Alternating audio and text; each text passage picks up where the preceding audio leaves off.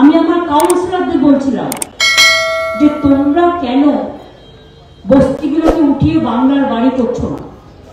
বস্তিগুলো তো গরিব লোক থাকাটা অপরাধ নয়। এবং তোমরা কেন চেষ্টা করবে না? কেউ একটা কিনে নিল আর 200 মানুষকে এলাকা থেকে তাড়িয়ে দিল, তারা কি মানুষ নয়?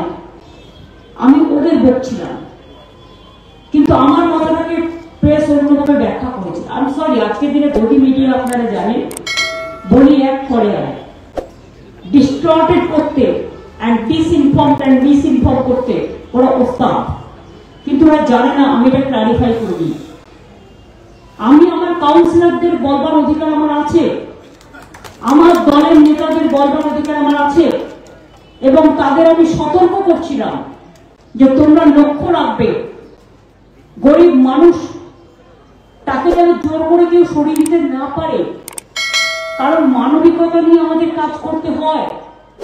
আর একটা বলেছিলাম, অনেক কাউন্সিলর এখানেও আছে, তারাও শুনবেন, এটা বাজে কথা নয়। এবারে কলকাতায় যে জলটা জমেছিল মাল্টি স্টোর কিছু বিল্ডিং এ, তার কারণটা হচ্ছে যে বাড়িটা তৈরি করে দিয়ে চলে গেছে সে ড্রেজিং ব্যবস্থা করেনি, তা সেটা একবার তাদের এখতিয়ার নেই।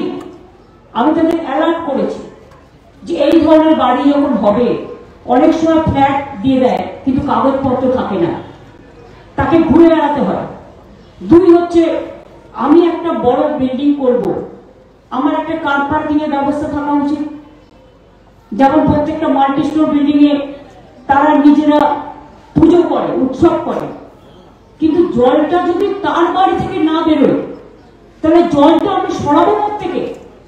সেই জন্যই সতর্ক করা হয়েছিল যে দেখে নেবেন একটা বাড়ি কমপ্লিশন হওয়ার আগে যেন ড্রেজিং থেকে শুরু করে, इलेक्ट्रिफिकेशन लाइन থেকে শুরু করে, वाटर सप्लाई। दिन भर की ताज़ा तरीन खबरों और ब्रेकिंग न्यूज़ के लिए बने रहिए स्पष्टता न्यूज़ के साथ।